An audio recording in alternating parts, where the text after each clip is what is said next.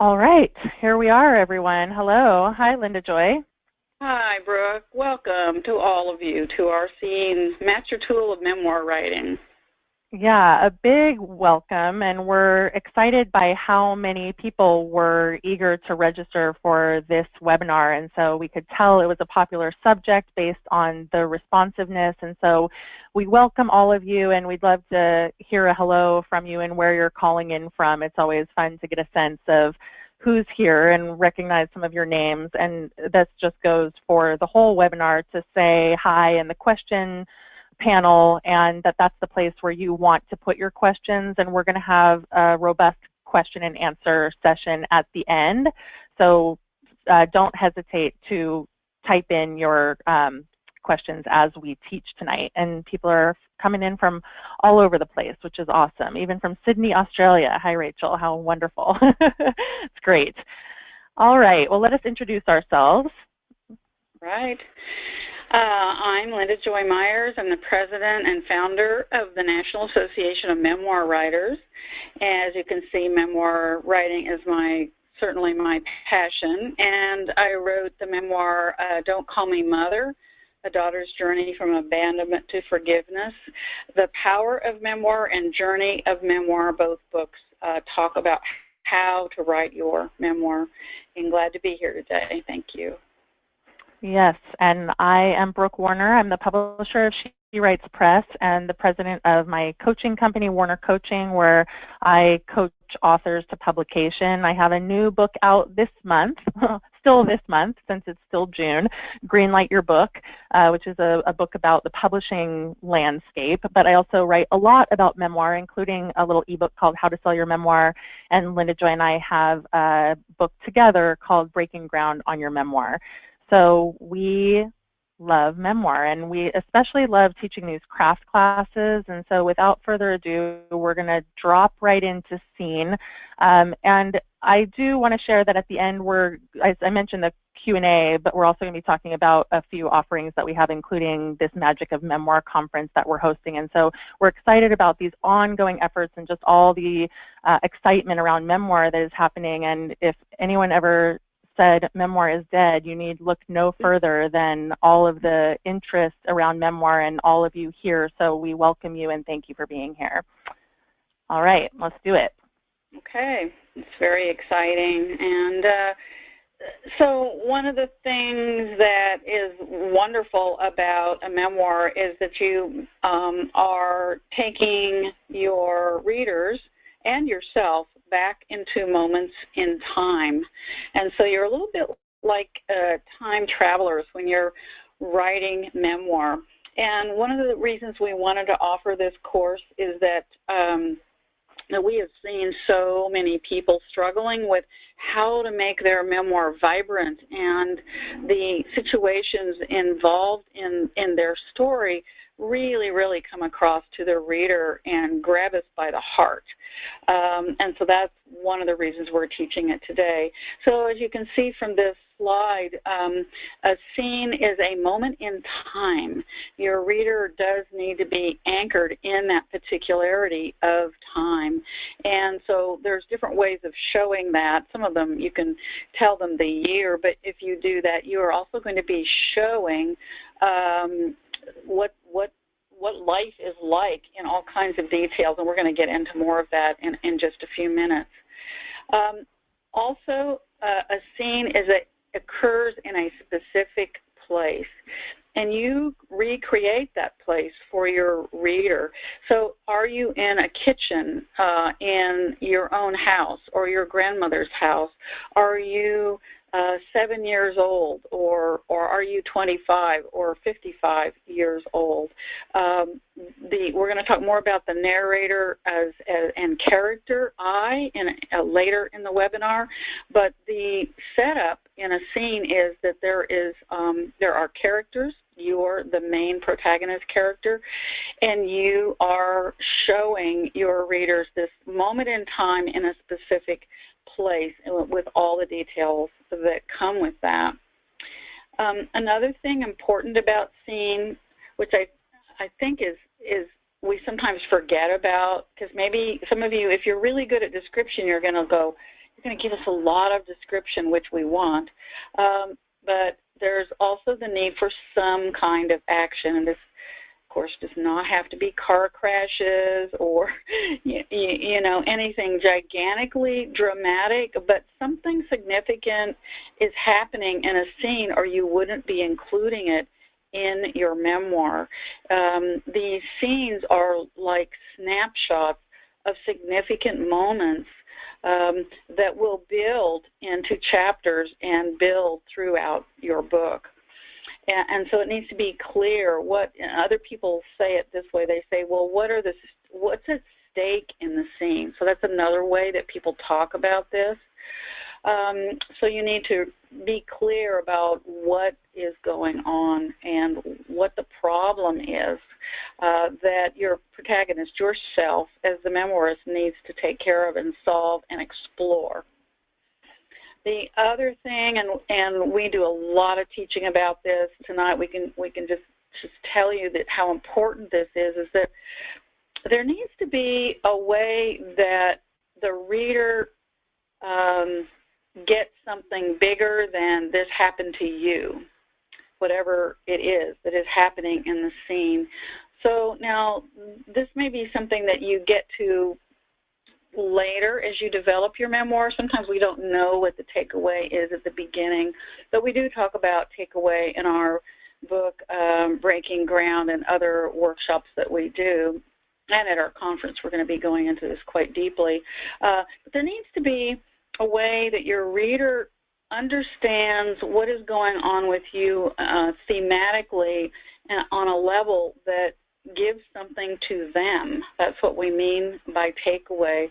So let's say you're writing about the death of your grandfather and you're talking about what happened, and maybe you go to the funeral home or you're mourning for him. You're probably also thinking about all these different moments. Maybe you even go into a flashback in your chapter or create another scene with a flashback. But then the reader is going to be going with you into the specifics of this moment and thinking about someone that they loved and knew that had died. They will be with you in a larger way.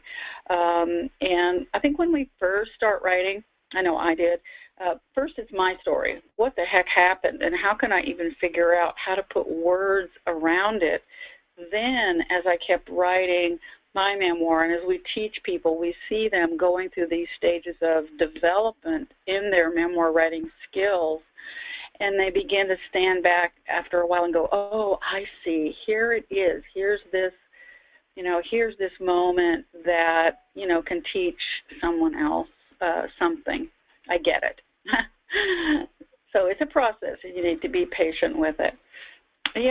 The last thing we're going to talk about right here is dialogue. Now, I know memoirists struggle with dialogue, how much to include. Some people feel like if they include dialogue, because they did not have a tape recorder with them when they were 9 years old or whatever, taping who said what, they feel like they need to cast the book as fiction. They feel that they might be accused of lying. This is quite an ethical dilemma for a lot of memoir writers that we work with. But what is understood by most of the world, I can't vote for all of it, but most of the world of memoir writers, is that you stick to what the emotional deliverable is in the scene when people were talking to each other. The main thing about dialogue, as soon as somebody says something, is it delineates their character.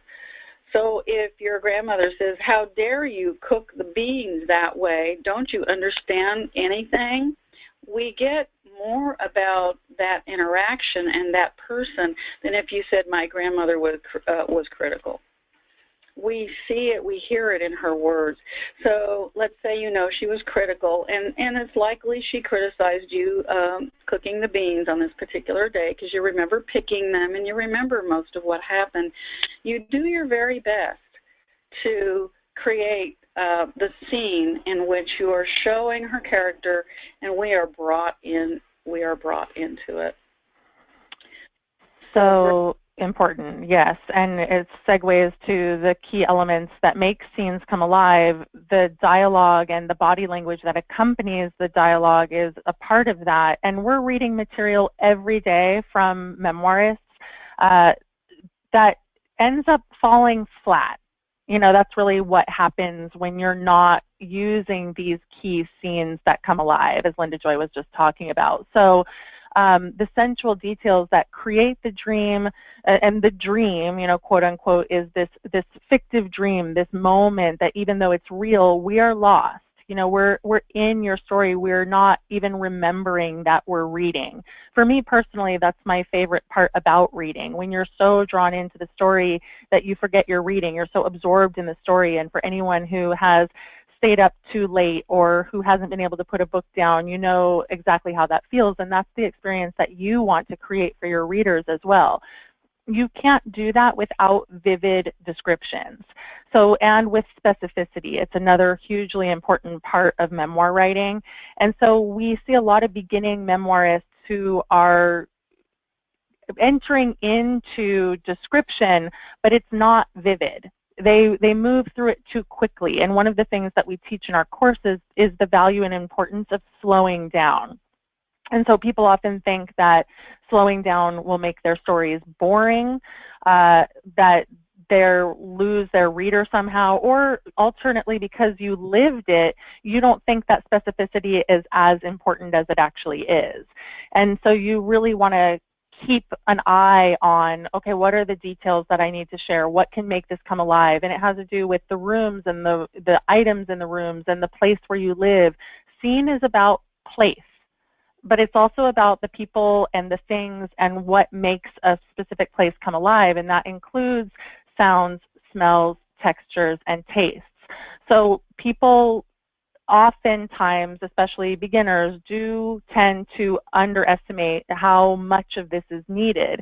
But if you all went into a memoir that you love, you would quickly see how much it's there, because you have to remember that this is not a movie, right? You have to create all of the elements that you would see and feel and experience if you were sitting in a movie.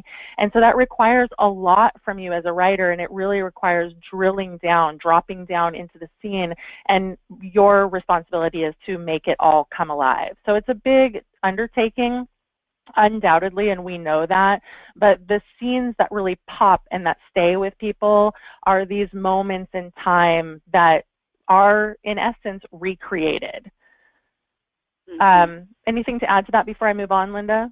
Just add one little thing, and we can't go into this in detail now, but we just want you to know that there's been a lot of research done about how the brain lights up when a reader is reading sensual details like sound, smell, taste, and textures with the specifics.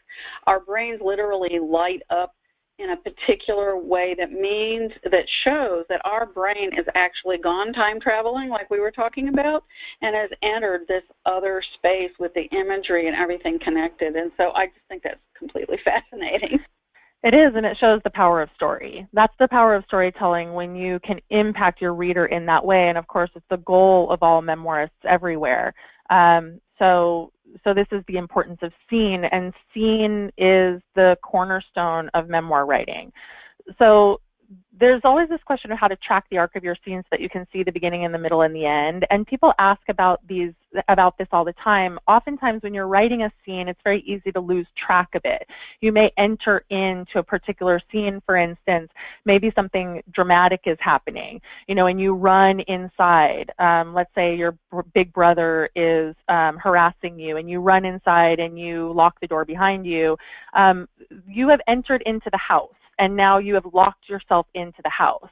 And if you're in that scene in the house, you have the capacity to leave that scene, particularly to go back into memory or flashback. And so when you're tracking a scene, you have to be really, really mindful of bringing the reader along with you and remembering where you are. And if you leave that particular scene because you're going to go back into a memory sequence, or a flashback sequence, although a flashback is typically a whole scene, whereas a memory sequence is just a little snippet of a scene. And so within a now scene, right, the scene where you're in the house and you've just locked all the doors and the windows and you're standing there, there's something happening in that moment, right, where you maybe are scared or, feeling antagonized, and that can bring up previous moments of similar kinds of feelings. And maybe this is showing a dynamic in your family, or it's just a dynamic between you and your brother. And so what you have an opportunity to do in that moment, like I said, is to bring in more context and more details by reaching into your past and informing the quote unquote present with stuff from the past, right? So you're infusing it in. But if you leave and you go into a memory sequence and then you never come back, that's a problem. If you leave and you're gone too long, that's a problem. If you leave and then you come back and then you leave and then you come back and you leave and you come back and leave and come back, sometimes you'll lose the reader just the same because you're doing it too many times. And that's the third point in this slide where I said avoid circling back too many times into the same scene. You need to allow yourself to complete scenes. So you could do a little bit of memory contextualizing to bolster this scene of you in the house, but at some point you need to either unlock the door. Maybe your parents come home and your brother comes in, or maybe you go to bed. Something needs to happen to bring that scene to an end because the reader is holding all of these details in their mind. And what they don't want is to be left stranded. And I can't tell you how often I'm left stranded in scenes by my clients and my students. And I'll just say, well, where does this come to a close? Or alternately, maybe the scene is just going on too long. And I'm going to be talking about transitions before we end tonight. But one of the big ways in which we experience chapters and books is through transitions and through moving from one scene to the next. And most chapters are comprised of about 3 to 4 to 5 scenes. And so you want to track those scenes as you go and look for this beginning, middle, and end, and you should start to see an arc. And it's an action episode sometimes, but not always. Sometimes a scene is just a moment to illustrate a dynamic or to show how you feel about something. And sometimes it's actually progressing the plot along. So the real trick with scenes that I would give you guys as an actionable thing to do is to read other people's memoirs, to track scenes in a single chapter of a book that you love. Go back to a book that you have already read. I saw Cheryl Strayed give a keynote a couple of years ago, and she told the audience how she learned to write was by literally transcribing other memoirists' words. And I thought that was so fascinating because what she was doing then was sitting down and keyboarding other people's writing. And there is nothing to make you experience the power of a scene and being in a scene than to write someone else's words. And I noticed a lot with memoirists, people are so concerned in memoir about rules. I shouldn't do this, I shouldn't do that. And of course, it's because you have had what Linda Joy calls the memoir police probably unleashed on you. And so you feel this concern like, oh, I'm going to copy someone, or oh, it's not going to be the truth, or I'm going to be overly influenced. I would say not to worry about any of that stuff, and that the value of learning how to write a scene, by reading other people and being influenced by other people is so important. And the other thing that you can do is track scenes in movies. You have to understand scene to be able to write scene. And if you start paying attention in movies, you'll see fade ins and fade outs, and you see how directors actually are tracking scenes in movies. And then you can start to go, oh, okay, well, what was the arc of that? Where did we enter? And then what happened in the scene and where did it close? So again, familiarizing yourself with the power of scene and what it can really do for you once you start to understand it will be a game changer with your own memoir. Mm. Yes, I think it's wonderful to think about movies and notice what the beginning, middle, and end, there's a shape to the scene. And notice in a movie, what's the beginning, middle, and end? How did they enter it? Did it feel like it went on too long, or was it just right? And then how was the scene ended? And you can learn a lot from that, as well as noticing it from other people's writing. So those are really great suggestions. And so part of what is needed in a scene is someone to guide you, the reader, through it. When you're reading, when you're experiencing scenes, and then in these moments with what you're reading, and that guide is the narrator. So as a narrator, you are also moving back and forth in time, and so Brooke gave the example of a flashback. So just to clarify again, a flashback is a separate scene in another time frame, and it is set off with a transition, which Brooke is going to cover later. But you let the reader know we're leaving the one we're in, we're going back into the past, and we're going to come back out again. And so the narrator is the voice that guides you, the reader, in and out of time. And the narrator is also reflecting on what is happening in the scene. And so one of the things that we notice is that people who are writing the scene, they'll have a bit of dialogue. They'll say, he walked in the room and surprised me. They'll show that somebody came in the room and surprised them. Then the person that came into the room is confrontive, let's say, creating a conflict of some kind. And what we see a little too often is that we'll have an exchange of dialogue between the narrator, between the memoirist and this character, but we won't know what the memoirist, who is the character in that scene, is feeling or thinking. We'll just see something go back and forth. We call it talking heads. So the other thing that we notice is that people come into memoir writing having heard often show, don't tell, and those are good. That's a good way to help people realize that you do need to show to get people to feel, like we were talking about earlier, to get the brain to light up like we were talking about. But in memoir, you need to tell us also. And in good fiction, too, we know what the narrator and the character are feeling and thinking.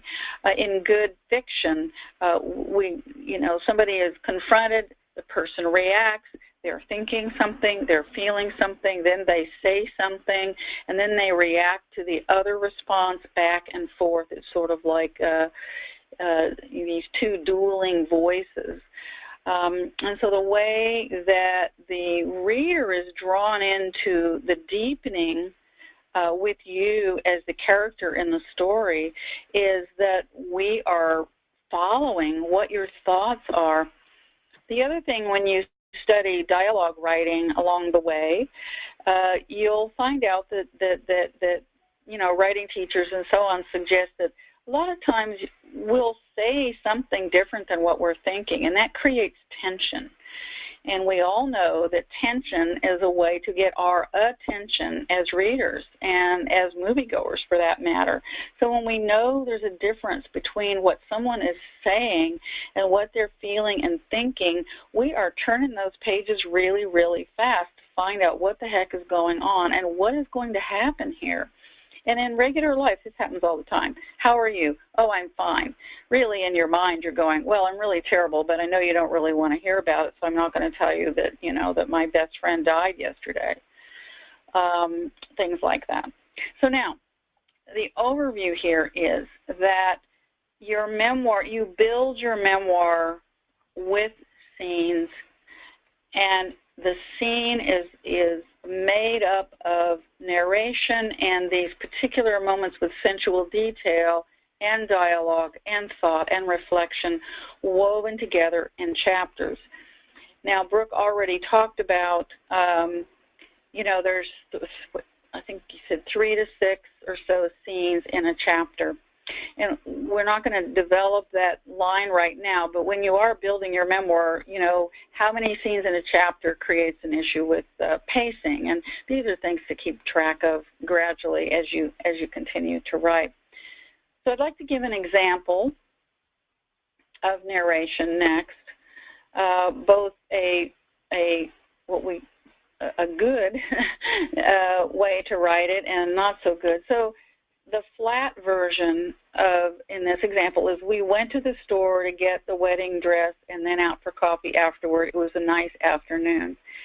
And so that's a very general statement. And so the way to fix it, to add sensual detail and to weave in the narrator all in this next small paragraph.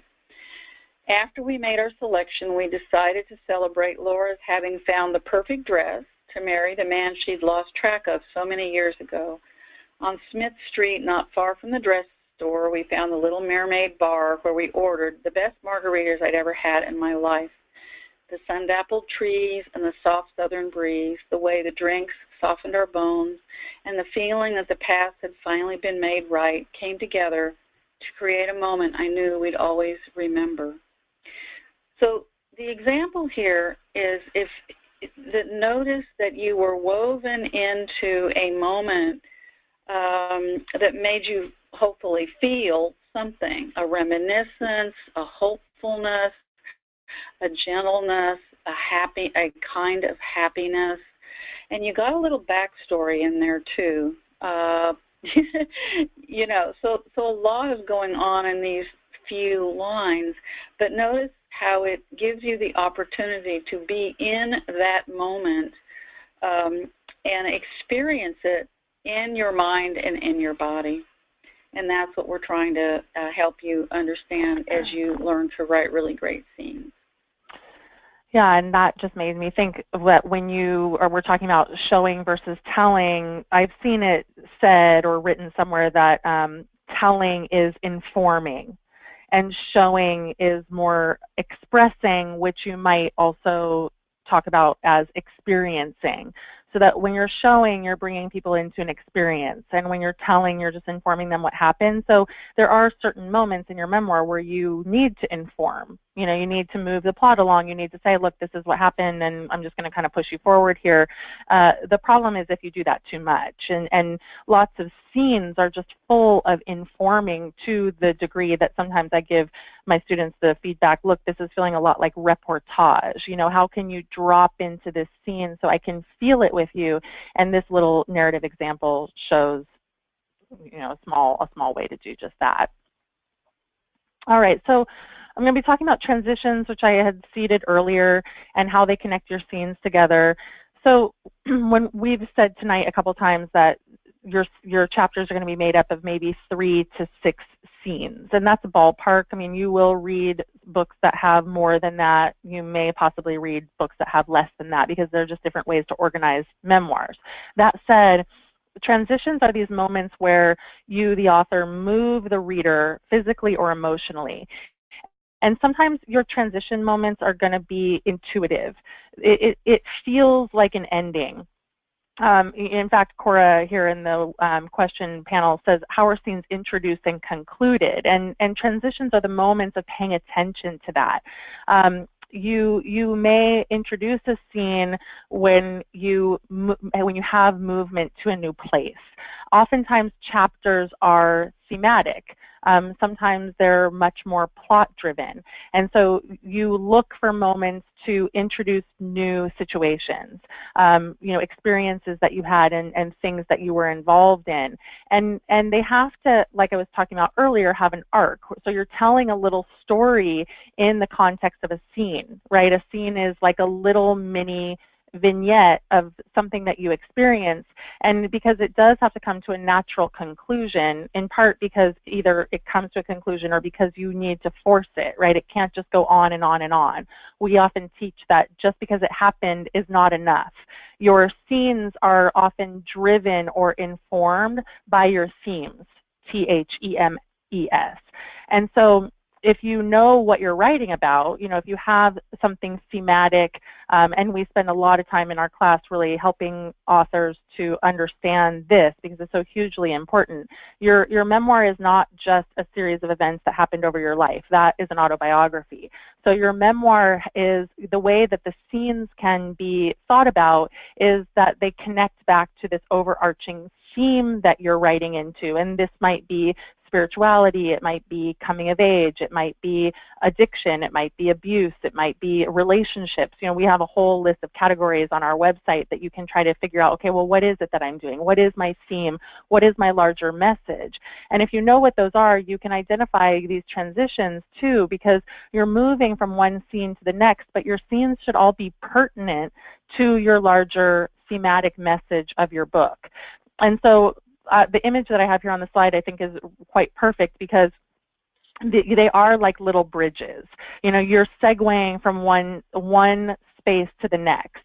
And you are in charge of this, right? This is the creative aspect of memoir, where you end a scene and as you're looking to be like, okay, where am I going next? You are literally etching this bridge. You're saying, okay, what is the connector? What is the thing that makes what I'm about to talk about connected to what I was just talking about? And it's a skill set to learn that. And the other fun thing about it, I think, is that there's not a right answer. Sometimes when I'm helping people think about better segues or transitions, we start brainstorming possibilities. Well, could it be connected this way? Could it be connected this way? You know, was there an experience that you had that reminds you of this? Or is there another person in your life who you could bring in here? You know, there's lots of different possibilities, because you're playing with your content, even though the content is the events of your life. So you all need to be building those bridges between scenes, and again, it should be a moment. Like I say here, look for movement to a new place or an emotional shift. You know, it's like music in that way. Transitions are the pause in music. Okay, and that you don't want to, I mean, unless you're listening to like heavy metal or something, you will notice that music has pauses and downshifts and tempo changes. And so that is similar to memoir. And you have these opportunities to create that kind of experience. And there are different emotional levels of intensity. You know, you might have kind of a high moment, and then that might end in kind of a sticky situation where even the reader's experience is on heightened anxiety or alert, and then you may move into something a little bit more calming. Again, there are hundreds of memoirs out there for you guys to look at to see how these are handled. And sometimes when you're reading memoirs, you'll see that transitions are handled with line breaks. Okay, so what that means is that you'll end a paragraph and then you'll see a big space in the middle of the page or wherever the scene ends, and that identifies to you that that big space is that the writer has identified that as a transition point. So pay attention to those as well. Sometimes they're handled with actual design elements, and sometimes people don't have them. Like Cheryl Strayed, fairly famously in Wild, she has some line breaks, but she doesn't use very many. She transitions in and out of scenes without firm line breaks.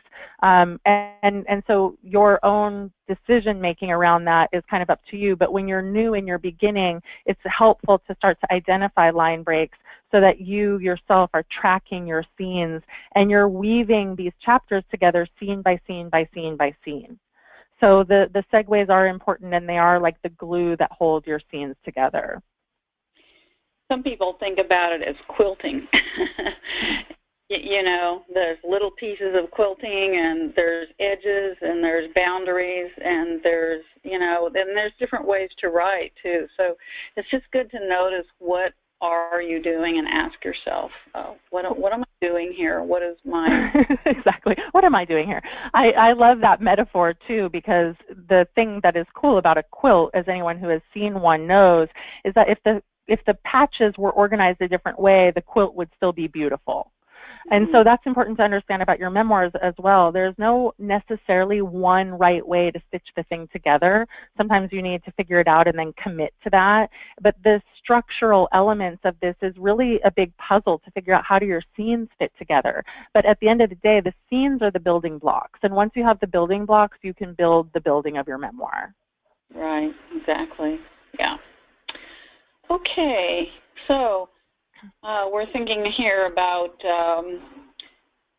the gift that we give our readers, and we really are giving readers a gift. A couple of hours ago, I taught a class. I've been teaching for 7 years online and close to 20 years elsewhere.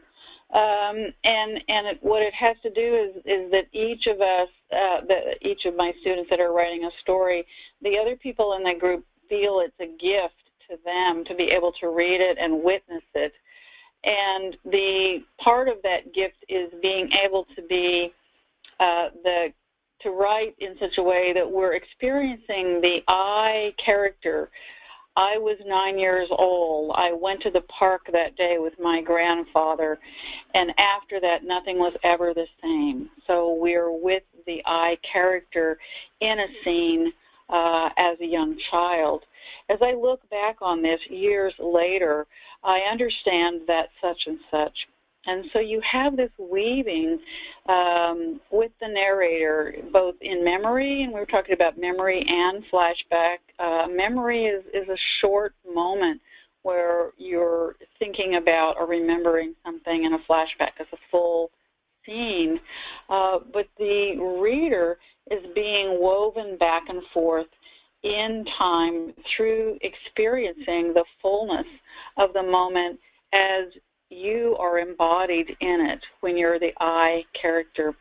And, you know, a lot of people say when we teach them about the I character and the I narrator, it's such a natural thing when we're reading Mary Carr or Cheryl Strait or Angela's Ashes or whatever we're reading, we automatically are going back and forth deeply into the body of the character, like Cheryl Strait crying on the Liz Gilbert crying on the bathroom floor at the beginning of Eat, Pray, Love, and then her standing back and saying, and this is the way I was then.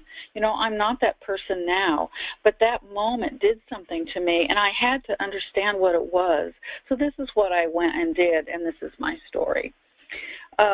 So that's your I character in that moment of breakdown and the I narrator. And between this weaving, there's actually, I can't go into it now, but Brooke and I do talk about it and teach it in various ways, there's been a lot of research done about the transformative power of this weaving between the I character and the I narrator, offering these different perspectives. And so there's two parts to the transformation I just want to mention briefly. And one is that the transformation you experience when you're consciously creating the I character, you go into these moments. Like, for instance, when I wrote Don't Call Me Mother, it was Oklahoma in 1955, and that was a different world than we live in now. There was much more emptiness. There were fewer cars. There were no freeways, and creating a kind of loneliness that was part of that landscape and part of my life. So it was a metaphor as well as a reality. And so by taking people there and then, you know, offering that sensual experience in that moment, other people are going to be, the reader is going to be thinking about these moments in their own life. It could have been later than that in their life, but where the landscape and the setting and the moment is so different than the way things are now, and yet we can stand back as we're writing and know that we, the author, we, the narrator now, are not that child. We're the person that is quilting, creating, formulating, choosing words, choosing language, and we are now empowered, whereas perhaps we were younger in these other situations. We were not empowered. And in this weaving back and forth of the character and the narrator, we are changed. We are changed at heart and in body. So this is some of the exciting stuff that actually there's quite a lot of research on that I don't have time to share with you right now, but it is part of this amazing journey of memoir writing, to be juggling all the elements we're talking about tonight and finding out where we are in it as a storyteller. Yeah, I love how you articulate that, and we see it so much with our students, and this transformation, because you come to it for a lot of reasons. You come to memoir to share your story and to help others and to give people a gift, in a sense, probably something that you didn't have when you went through your experience, or because people tell you you need to write your story, it's so powerful, it's so unusual, it's so crazy, whatever you hear. But then the journey itself is its own unique thing, and everyone we know is transformed from the journey of writing the memoir itself. So just wanted to punctuate that. And those of you who are well in it know it well, I'm sure. So we have so many questions, and so we're going to have, as I said, a robust Q&A section. I had people emailing me questions, so thank you all for that. And then there's also all these questions in the window, so we want to give you an opportunity, and I personally love Q&A, and so we'll do that. And before we get to it, as we said, this is an opportunity for us to get to know you guys, to share with you what we're doing, and some of what we're doing is, of course, other events. And we always offer free stuff, and we love for people to come to our free webinars, and we hope that you'll take advantage of some of the other things that we do that are like our classes and our conference. And so particularly we scheduled this today to share with you about Magic of Memoir, and that our early bird pricing ends tomorrow, July 1. And so it is in Oakland, California, October 15th and 16th. We have these great bonuses for early birds about like we're going to be reading 20 pages of your writing and giving you feedback. We have a t-shirt. We're giving you a free course that we taught. We're having a raffle.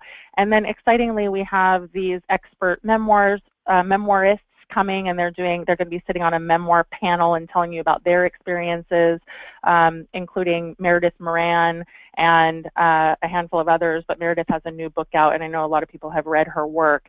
And then we have 3 agents who are coming, so you can meet and pitch the agents. So we are excited to let you know about this, and registration will be open through tomorrow. The Saturday, by the way.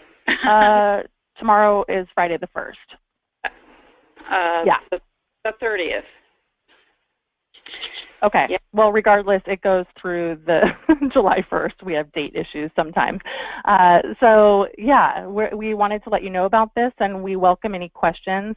And we're going to move into Q&A now. And we encourage you also to follow us on social media. We both do tons of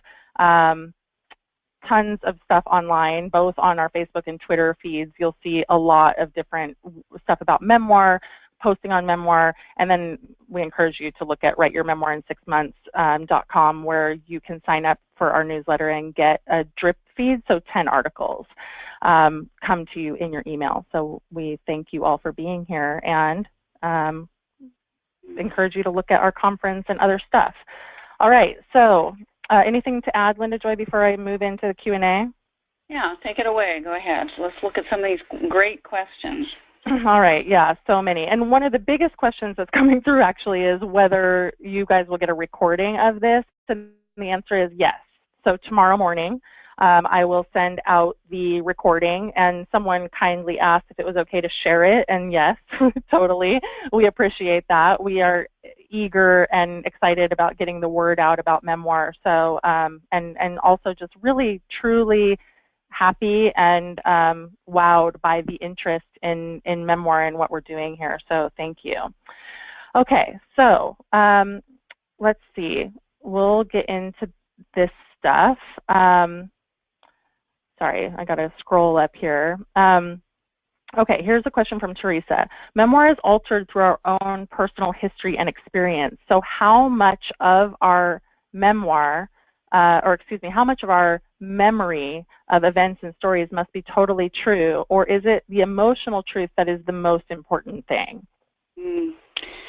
Well, we talk about this a lot with people. I mean, everybody that's in a room at a certain moment has probably a different sense of what the truth is, quote unquote.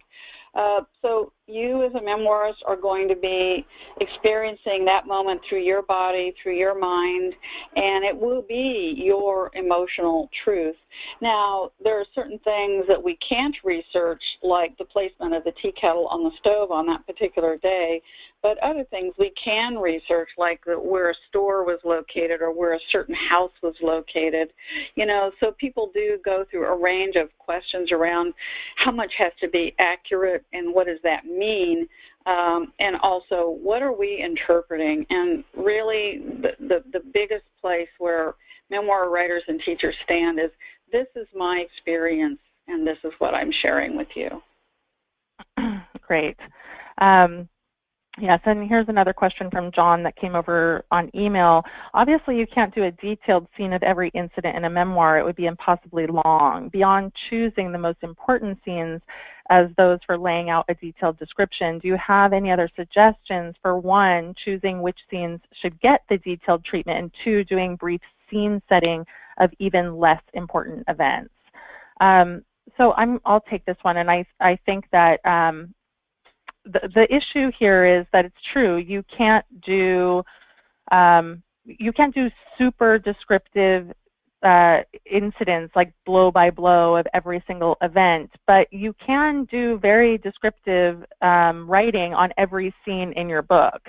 And the more important thing that you might need to be looking at, John, is paring back some of your scenes. So that's one possibility. And then, as you mentioned, the brief scene setting, that's important because we teach in our long course about a process called scaffolding, which is kind of like a drilled down version of outlining. And we both believe that it is important to set your scenes up in advance, if at all possible, or at least to project out for a single chapter what the scenes in that chapter are going to be, because then you're not just writing into the abyss. And it's sometimes a good and important thing to write into the abyss to see what happens and what's there for you. But at some point, if you're writing a book that is 80,000, 90,000 words long, you need to have a bit of a sense of where you're going. And so doing scene setting is actually very important, and then you can pare down your scenes. And if you tend to be a very descriptive writer, then maybe you only want to have 3 scenes per chapter, for instance. So that's just something to consider. All right. These things are great to figure out. Sorry, I guess I don't know what day it is. I guess I don't want June to end anyway. Yeah, so just to clarify, everyone, because that is a point of confusion a few people have asked. So we know tomorrow is July 1, and registration for Magic of Memoir will be open all day tomorrow. And the early bird special will end at the end of the day tomorrow. So that's that. Okay, so let's see. We have a question here that says, is memory context necessary to flesh out a scene? What if you don't use this technique and remain in the present using sensual details? Well, you can't, you have 2 things going, though. If you're in the present and you're remembering it now, and it's just this brief moment of thought, you're going to be staying in the current scene. We call that the now narrator, is keeping you in the current scene. And you'll probably have a thought or a reflection, maybe an image, and it will be really a sentence or 2 or a very short paragraph at the most. So you don't have to go all the way back in there. But the way that readers retain information is through being affected emotionally. So if you're able to use an image or a sensual detail to anchor that memory, that will make the reader remember it a little bit better. Yeah. So it's just different tools that you have at your disposal. The only time I think that I see people never using any memory sequences at all is in coming of age memoirs. So you don't have to do it, but it is basically like a layering. You know, it's a deepening of your writing process. So you might just want to experiment with it and see how does it feel if it's something that you just maybe haven't been conscious of integrating into your writing for whatever reason. All right, so Alana says, what is the line for too much memoir in an inspirational self-help book? One wants to create takeaways grounded in experience, So when is too much experience and too much becomes a memoir instead? Well, so when I was at Seal Press, we were working on a lot of projects that we called hybrid memoirs, which were basically either self-help or some sort of prescriptive, meaning like it tells you what to do. So I can think of one, for instance, about a woman who bought her own home, right? And she did like DIY and fixed it up herself, and it was this sort of pro-woman project. And it was very memoir driven, but it wasn't a memoir. So there are lots of spaces in the publishing world for projects that fall somewhere between. And I think if you have a book like that, you have to decide for yourself, do you think that your readership is going to benefit more from your stories, or do you think that they're going to benefit more from the sort of how-to or prescriptive elements in your book? And that balance is really ultimately has to do with your comfort level, and also trying to have a kind of at least a little bit of a handle on who your readership is. Yeah, amazing. All right, so a question from Clinton. How much history do you need to put in your memoir where you weren't present? That's one of my favorite questions right now. So we work with a lot of people who are who say, I'm writing my family's memoir, and in many and most of these cases, the people that they're writing about no longer exist. They've already passed away, and so there are. And then there's different controversy. Well, do I have to write it as fiction? And so one of the things is I've recently taken this on by, in my new memoir, going into the point of view and the body and mind of people in my family that have passed away. And I'm writing about them in 1911 and 1894 and 1873 and other times. But I let the reader know what I'm doing. I say, I'm imagining that it was like this when Lulu ran away to get married in 1911. I can see them doing thus and such. I use the technique as a narrator of telling the reader that I'm using imagination. Now, every book is different and needs different things. And so you just need to make sure, though, that you're not in the point of view in the head of someone else accidentally, but as a narrator and as a constructor, you're going to construct this memoir. You draw upon what works for you to make the story come alive. And so there's a lot of freedom there. That's great. Thank you for that. All right, so Pat says, I've been told my memoir is too episodic. How do I correct this? So that's an interesting form of feedback. I mean, my understanding of that is that means that your memoir is kind of like loosely connected or vignette-y, and that you're not doing a strong enough job of connecting one piece to the next. Again, that's my interpretation based on this simple question. And if that's the case, one of what I was teaching about earlier with regard to transitions, so today the popular forms of memoir are what we call sustained narrative. It's not the only way to do a memoir. So some of you have probably read The Glass Castle by Jeanette Walls. And in The Glass Castle, it's a series of vignettes, but they are strung together in a way that you're following the story. So if you have something that is too episodic, and I think that kind of feedback means that people feel it's a little too disjointed, you need to be able to fill in the gaps and work on your transitions, and then also probably look to see what are those holes and how can I flesh this out more. Oftentimes when I'm working with students, they'll say, well, I don't have anything more to say about that. I feel like this is done. And then I might ask a few pointed questions, and then all of a sudden it's like, oh, well, I never thought about that before. So you may also be in a position to need to work with someone, Pat, who can help you fill in those holes if you're feeling like you've sort of, mined as much as is there for you right now. All right, so a question from Sherry.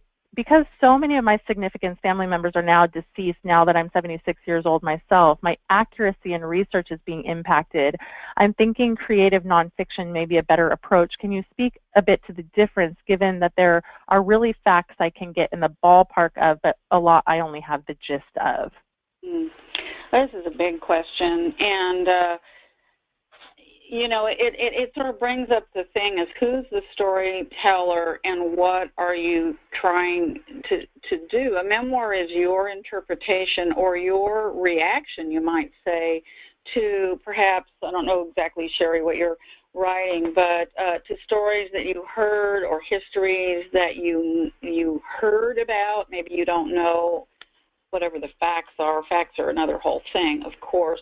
I want to address two parts to that. One of it is creative nonfiction. Creative nonfiction is an umbrella term to talk about nonfiction. Memoir is in that umbrella of creative nonfiction. So I don't think it matters what you call it. It's still, you doing your very best to tell a good story. Now, in terms of certain facts, you can do some research about birthplaces and birth dates and deeds and titles, and there's a lot of ways to do research on Ancestry.com and other direct research. But again, even if you have facts, you're going to be interpreting them. And let's say you have a bunch of stories you vaguely remember from being a child. I know that was the case for me in my memoirs. I would write about what I heard or what I remember that I heard, and I would write about what I thought and felt about it then and what I think and feel about it now. And if it left me wanting some more information, I would try to go find it, and you either do find it or you don't find it. But the fact that you're on the journey of the search is actually a very interesting point in writing your book. We're all on a search for identity in some form or another. And so there's just different ways. There's some creative ways that you can handle that and to think about it and try not to get pinched off like, is this a fact? It's still your experience and your reactions that we're interested in. Yeah, definitely. Great response. And a lot of people are asking about the, specific questions about the conference that I want to just address a couple points. One is whether your memoir has to be complete before attending. No. You can absolutely pitch your work to agents before your work is complete. And that's the case whether you come to our conference or not. Someone was telling me this weekend, I really want to go to the Pacific Northwest Writers Conference, but I'm not ready to pitch to agents. And we're like halfway through her book. And I said, yes, you are. You're absolutely ready. And it's good practice regardless. You will learn how to talk about your memoir, which is a really, really important skill set. Refining your pitch is a big deal that lasts all the way through post-publication when you need to tell people what is your memoir about when they approach you. So the pitch is not just about pitching your work, but also about learning and knowing how to discuss what your memoir is about with other people. So that's important. And then the other person, Rose, asked whether she's worried maybe about the conference being too advanced. And I would say that it's for really any range of memoir writer. If you are a newbie, I think you could get a lot out of it. You might have a few moments where you feel like we get too sophisticated, but this is a huge process. And I always share this story, when I was first starting my business, there was so much I didn't know, but I went to classes and I absorbed it, and over time I got better and better and better and better, right? And it's the same kind of thing. You are approaching your writing somewhat like a second career. Maybe it's a hobby, maybe it's a business, however you're looking at it, how your learning is going to happen in layers, let's just put it that way. And so beginning to immerse yourself in this stuff and giving yourself the gift of being like, I'm just going to take what I can. That's a hugely valuable thing, again, whether you are just doing webinars and classes or whether you, come to a conference. And Pat says, what if you already have an agent? Fine. I mean, the conference is not wholly focused on an agent. If people are wanting to pitch to agents, that's an opportunity, but most of the that's just one little segment. So if you go to magicofmemoir.com, you can look at the syllabus and what we're going to be taking on. And there's, I think it's like 3 hours that has to do with agents. And so if you already have one, then congratulations. That's great. Did you have I'd like to add something. that if you have an agent, that's wonderful. But, you know, from now on until your book is a bestseller, you're going to be developing your networking with your fellow memoirists and other people like that. And so one of the things that's really good about going to a conference is you're going to meet buddies. You're going to meet people that you're going to become friends with on Facebook or Twitter or somewhere else in social media. And you're going to become each other's weaving of a support system. And so when there's 50, 75, 100 people in the room, potentially many of those people will be people that will be early buyers of your book. And so that's another layer of what goes on at a conference. Yeah, so much stuff. So thank you all, and we know that we did not get to all of your questions, so we welcome you sending those to us online. You can post questions on Twitter. If you send us a question on Twitter tonight, we'll answer and follow you back. You know, that's another thing, is this is a whole other topic, but, you know, just working on your social networking and following other memoirists. So take advantage of that. You know, maybe post your question and continue the dialogue online. And thank you all so much for being here. We appreciate it. And thanks, Linda Joy, as always. Yeah, thank you all, and best of luck with writing your memoir, and we hope to see you online or in person or both. Thank you all for coming. Bye-bye. Good night, everybody.